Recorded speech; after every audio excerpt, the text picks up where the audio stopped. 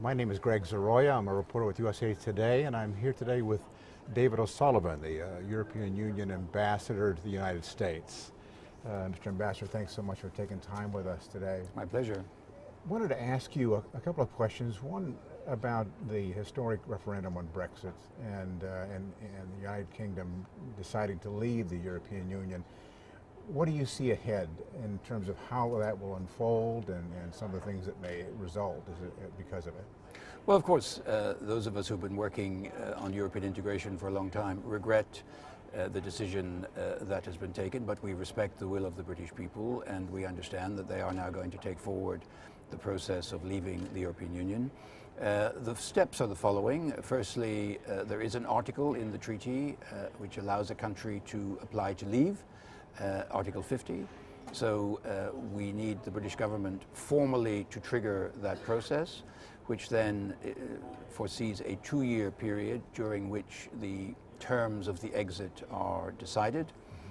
And in parallel with that, or linked to that, there can be discussions on what will be the new relationship between the United Kingdom and the European Union. But for all of this, we are waiting for the British government to formulate its thinking and to come to Brussels with some clear ideas as to the time frame and the way in which they would like to move forward, which we hope will happen sometime in the autumn. And there's a couple different ways that could take shape in terms of the relationships, and based on some other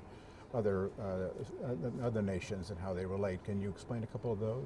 Yes, I mean, broadly speaking, there are sort of 3 models out there, I would say. There is the European Economic Area, which is to which Norway, Liechtenstein and Iceland belong, which are fully a part of the European single market. But they agree to make a financial contribution to the European Union. They accept European Union standards and regulations without necessarily being able to have a voice in how those regulations are decided. And of course, freedom of movement of persons is an integral part of the single market as part of that package. Another model is that of Switzerland, which has a series of bilateral agreements. So it's not based on a single agreement such as the European Economic Area. It's bilateral agreements covering different sectors, but more or less delivering the same outcome: participation by Switzerland in important aspects of the single market, but once again conditional on accepting European norms and standards, making a financial contribution to the European Union, and accepting free movement of people.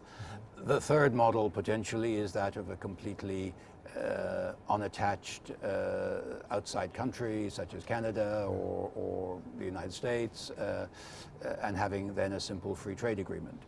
These are the models that we know exist. I'm not saying that they are the only options, but they are the ones that are there.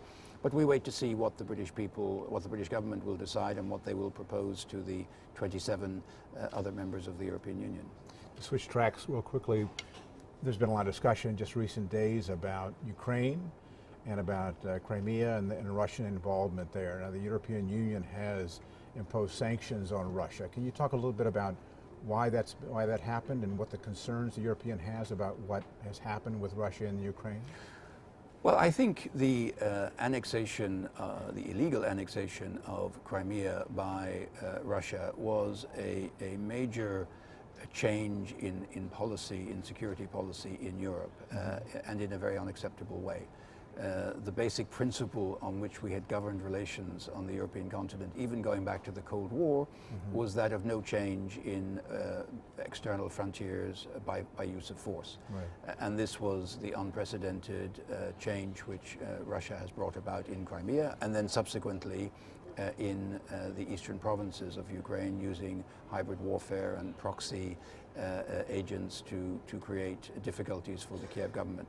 So we take this situation extremely seriously. We do not recognize the illegal annexation of Crimea, and we are very unhappy with the Russian behavior in eastern Ukraine. This is why we have imposed sanctions on Russia for both those actions, and why we will continue to impose sanctions until such time as we can negotiate a satisfactory outcome to the situation. And briefly, what would be satisfactory to the European Union in that way? Well, I think in the first instance we are looking at the situation in eastern Ukraine, which is the most imminently destabilizing, where there is active military activity. We wish to see the cessation of military activity, the withdrawal of Russian troops, and the restoration of Ukrainian territorial integrity.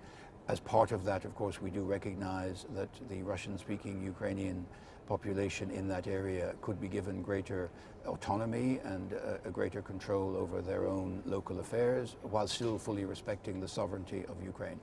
Of course, on the question of Crimea, this is a much more difficult issue. I don't believe that the international community will ever recognize the illegal annexation of Crimea, and for that we will need to find a different solution. But in the short term, we're working at stabilizing the situation in the eastern provinces, and that would enable, if that were achieved, the lifting of some sanctions, those sanctions linked to the eastern provinces, not the lifting of sanctions related to Crimea, which will remain in place as long as necessary. Thanks, Mr. Ambassador, very much for taking time. My pleasure. Thank you very much indeed.